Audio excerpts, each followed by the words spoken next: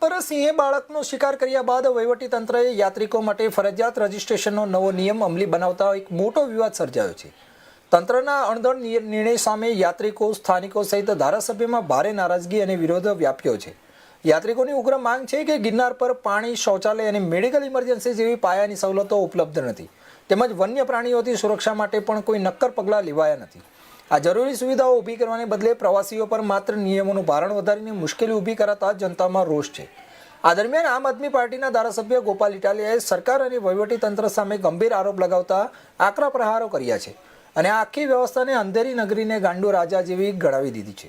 જ્યારે આ મામલે જિલ્લા કલેક્ટરે જણાવ્યું હતું કે ગિરનાર પર ખૂબ મોટી ભીડ થાય છે, તેની ક્ષમતાને ધ્યાને રાખીને લોકોની યાદી રહે। જંગલ વિસ્તાર હોવાથી કેટલાક લોકો ઉપર ગયા, કેટલા લોકો પરત આવ્યા અને કોઈ દુર્ઘટના બને કે જોખમી પરિસ્થિતિ હોય ત્યારે લોકોનો સંપર્ક થઈ શકે, તેને મદદ કરી શકાય તેવા હેતુથી આ પદ્ધતિ શરૂ કરી હોવાનો દાવો કર્યો છે।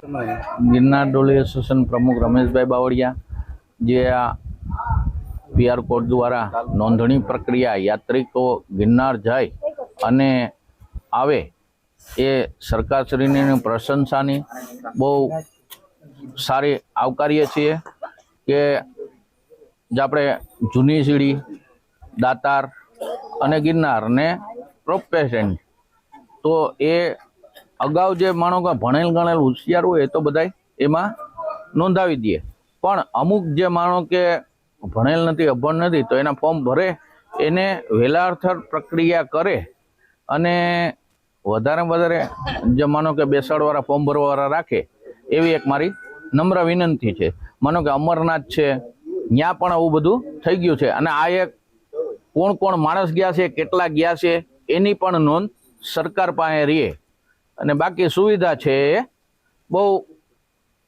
કરે એવી એક મારી નમ્ર અપીલ છે। जो बेसिक फैसिलिटीज़ हैं वो ऊपर मिलनी चाहिए। उसमें धीरे धीरे सरकार ने भी गिरनार को बहुत अपने महत्व के प्रोजेक्ट्स में रखा हुआ है।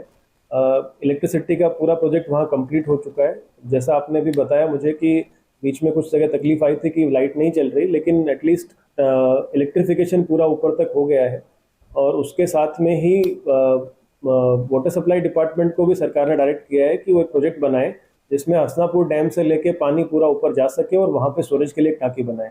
और लेकिन फॉरेस्ट के थ्रू निकलना होता है और ये पूरा सेंचुरी के बीच का विस्तार है, तो फॉरेस्ट का अप्रूवल लेने में भी समय लगता है क्योंकि उसकी प्रक्रिया बहुत जटिल है।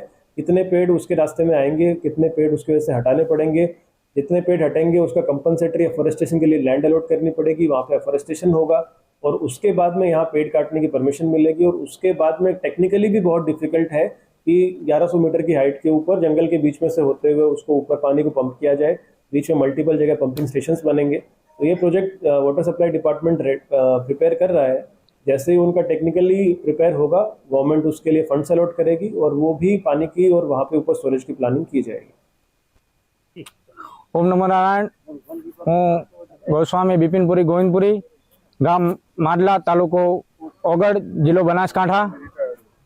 अमे अहींया मित्रों साथे गिरनारनी यात्रा पर आव्या छीए अने अहींया एक पाणीनी असत के असत कहेवाय के पाणीनी कोई सुविधा नथी, कोई शौचालयनी कोई सुविधा नथी।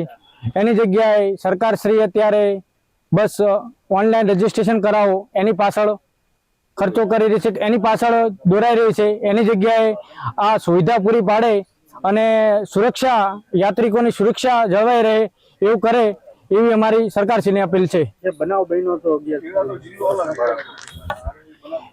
एक खूब दुखद घटना कहेवाय।